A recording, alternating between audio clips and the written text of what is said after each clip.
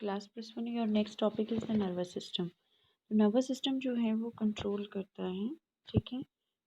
Nervous system ये देखिए यहाँ पे, जस्ट मिनट। नर्वस सिस्टम जो है वो कंट्रोल कोऑर्डिनेट करता है बॉडी के फंक्शंस को, ताकि हमारी बॉडी में होमियोस्टेसिस जो है वो बना रहे। What do you mean by homeostasis? Homeostasis होता है जैसे हमारी बॉडी का इंटरनल एनवायरनमेंट और इंटरनल इन्वायरमेंट जो है बॉडी का वो मेंटेन्ड रहे अकॉर्डिंग टू द इन्वायरमेंट। तो स्पंजेस में नर्वस सिस्टम जो है वो एब्सेंट होता है। उसके बाद एनिमल ग्रुप्स हैं और टाइप्स ऑफ नर्वस सिस्टम है।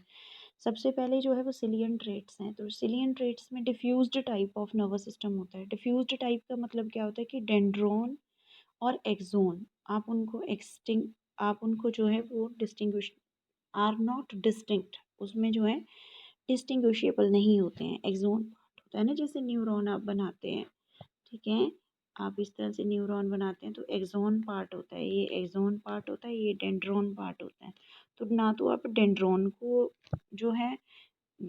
को डिस्टिंग्विश कर पाएंगे, ना एक्सोन को डिस्टिंग्विश कर पाएंगे। तो इस तरह का जो नर्वस सिस्टम है वो डिफ्यूज्ड टाइप का नर्वस सिस्टम होता है, जो कि सिलियन ट्रेट्स में पाया जाता है। देन उसके बाद है flat worms and round worms. Ladder type nervous system होता है इसमें, जैसे लेडर होती है इस तरह से, तो उस तरह से जो है वो उसमें नर्वस सिस्टम जो है वो पाया जाता है। Sorry. Nerve ring and nerve cords which are interconnected by connectives. Nerve ring और नर्व कॉर्ड्स जो हैं वो इंटरकनेक्टेड होती हैं कनेक्टिव्स के थ्रू। देन उसके बाद जो है वो एनिलिड्स हैं। एनिलिड्स में सेंट्रल नर्वस सिस्टम जो है प्रेजेंट होता है। Circumferential nerve ring, ventral solid ganglionated nerve cord इसमें प्रेजेंट होता है। देन मोलस्का है, एनिमल ग्रुप नेक्स्ट है मोलस्का। मोलस्का में क्या है, few ganglia are connected by commissures and connective. इसमें कुछ गैंग्लिया जो है वो कनेक्टेड होते हैं कॉमिश्योर्स और कॉमिश्योर्स के थ्रू। देन उसके बाद जो है वो नेक्स्ट पेज है आपका आर्थ्रोपोडा। आर्थ्रोपोडा में क्या है कि इसमें सीएनएस होता है, सेंट्रल नर्वस सिस्टम होता है। सर्कमफ्रेंशियल इसमें जो है ये देखिए, circumferential nerve ring, double ventral ganglion nerve cord जो है वो इसमें प्रेजेंट होती है। देन उसके बाद अकाइनोडर्म्स हैं। टू नर्व रिंग्स प्रेजेंट होती हैं, एक डॉर्सल साइड पे, एक वेंट्रल साइड पे। देन उसके बाद वर्टिब्रेट्स होते हैं। वर्टिब्रेट्स में हम सब जानते हैं, जैसे ब्रेन है तो ब्रेन के पार्ट्स हैं सेंट्रल नर्वस सिस्टम और स्पाइनल कॉर्ड। देन उसके बाद नेक्स्ट करेक्टरिस्टिक्स हैं reproduction. It is the biological process by which organism produce young ones similar to them. ये रिप्रोडक्शन एक ऐसा प्रोसेस है, बायोलॉजिकल प्रोसेस है, जिसमें ऑर्गेनिज्म जो है वो अपने जैसे यंग वंस को प्रोड्यूस करता है, जो उसी की तरह होते हैं। तो रिप्रोडक्शन दो तरह की होती है, एक तो एसेक्सुअल और दूसरा sexual reproduction.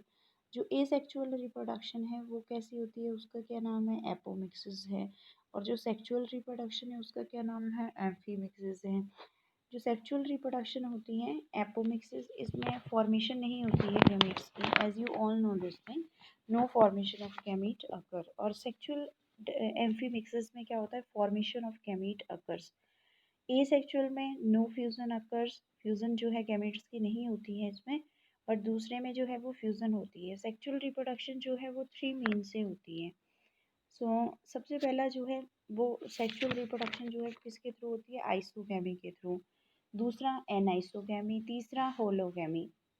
When present organism behave like a gamete, ठीक है। जब होलोगैमी क्या है, जब जो पेरेंट ऑर्गेनिज्म है वो बिहेव करने लगता है गैमीट की तरह, तो उसको क्या कहते हैं, ईस्ट, जैसे ईस्ट में होता है, तो वो क्या है इसमें होलोगैमी। देन उसके बाद ओगैमी भी होती है। देन उसके बाद नेक्स्ट टॉपिक है आपका sexual dimorphism. Sexual dimorphism, sexual dimorphism, when two sexes of a species are different in their morphology and physiology, is called sexual dimorphism। जब दो जो सेक्सेस हैं एक ही स्पीशीज़ के, वो डिफरेंट होते हैं मॉर्फोलॉजी में, उनकी जो अपीयरेंस है वो अलग होती है, उनकी फंक्शनिंग जब वो अलग होती है, तो उसको सेक्सुअल डाइमॉर्फिज्म कहते हैं। कह रहे कि कुछ ऑर्गेनिज्म जो है एनिमल किंगडम के वो नेक्टोनिक होते हैं, कुछ बेंथोस होते हैं। नेक्टोनिक जो है उसका मतलब क्या है, फ्री स्विमिंग ऑर्गेनिज्म है। ठीक है, फ्री स्विमिंग ऑर्गेनिज्म जो है जैसे मछलियां हैं वो पानी में जो है वो फ्रीली जो है वो तैरती रहती हैं, तो नेक्टोनिक कंडीशन हुई वो। उसके बाद बेंथोस है, ये बॉटम डिवेलर्स होते हैं, एग्जाम्पल है स्पंजेस। देन उसके बाद 30th नंबर पे है जैसे skeleton.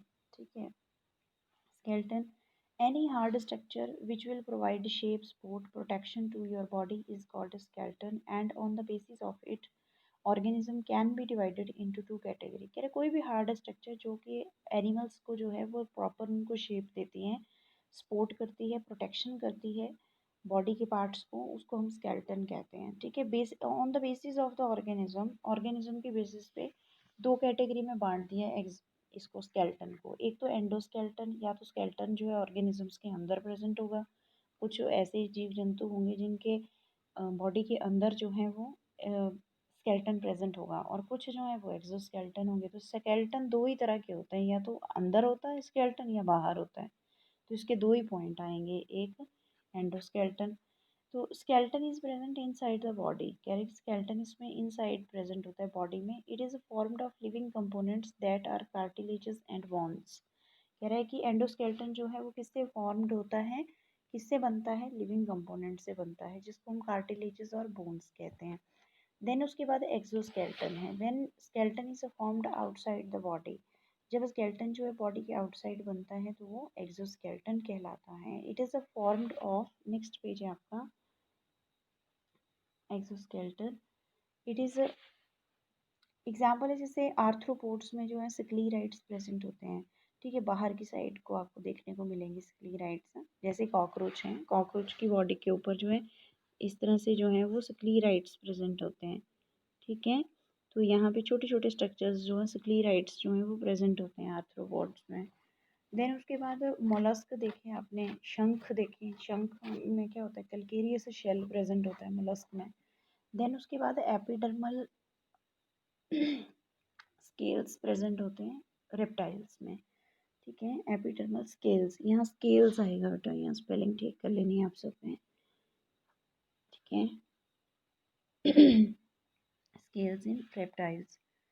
Feathers in birds, birds में जो एक्सोस्केलेटन होता है वो उनके फेदर्स होते हैं। ठीक है, देन उसके बाद नेल्स हैं, हमारे जो नेल्स हैं, ये हेल्स काट देना यहाँ पे ये पॉइंट। देन नेल्स, उसके बाद हॉर्न हूफ्स, हॉर्न होते सींग होते हैं, हूफ्स होते हैं, हूफ्स क्या होते हैं, जैसे घोड़े के नीचे से पाँव में काले काले नहीं होते उसके पाँव, उसको बोलते हैं।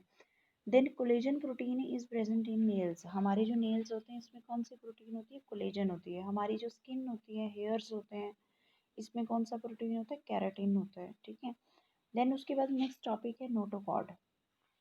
नोटोकॉर्ड जो है वो सॉलिड होता है, अनजॉइंटेड मीजोडर्मल mesodermal होता है, having vacuolated cell present in between alimentary canal and nervous system. Notochord जो है सॉलिड है, अनजॉइंटेड है, वैक्यूलेटेड सेल होता है जो कि एलिमेंट्री कैनाल और नर्वस सिस्टम के बीच में प्रेजेंट होता है। ये जो है वो प्राइमरी एक्सियल स्केलेटन बनाता है। On the basis of presence of notochord organisms are divided into two categories. कह रहे हैं कि ऑन द बेसिस ऑफ कुछ ऑर्गेनिजम्स ऐसे हैं जिनमें नोटोकॉर्ड प्रेजेंट होता है। ठीक है, और कुछ जो हैं वो उनमें नोटोकॉर्ड एब्सेंट होता है। तो जो जो प्रेजेंट जिनमें होता है वो कौन से होते हैं, Chordata, Chordata have notochord. Chordata के पास क्या होते हैं, नोटोकॉर्ड होती हैं। ठीक है, at some stages of their life cycle, जैसे वर्टिब्रेट्स, वर्टिब्रेट्स में होती हैं। ठीक है, उसी तरह से नोटोकॉर्ड जो है वो एब्सेंट होता है किसमें, पोरिफेरन्स में। ठीक है, टू हेमिकॉर्डेट्स, पोरिफेरन्स से लेके हेमिकॉर्डेट तक जो है ये एब्सेंट होता है। देन उसके बाद इम्पॉर्टेंट क्वेश्चंस हैं इम्पॉर्टेंट क्वेश्चंस हैं जैसे व्हाट इज़ मेटामॉर्फोसिस, मेटामॉर्फोसिस किसको कहते हैं, drastic change by which larva change into an adult is called metamorphism. कह रहे हैं कि ड्रास्टिक चेंज जिसके द्वारा जो है लार्वा जो है वो चेंज हो जाता है एडल्ट में, उसको क्या कहते हैं, मेटामॉर्फोसिस कहते हैं। देन उसके बाद जो है वो प्रोग्रेसिव मेटामॉर्फोसिस है, simple larva is transformed into the complex adult, example is frog. Then उसके बाद रेट्रोग्रेसिव है, कॉम्प्लेक्स लार्वा इसके बाद है retrogressive complex larva is transformed into the degenerative adult. Complex larva जो है वो ट्रांसफॉर्म्ड हो जाता है डीजेनरेट एडल्ट में।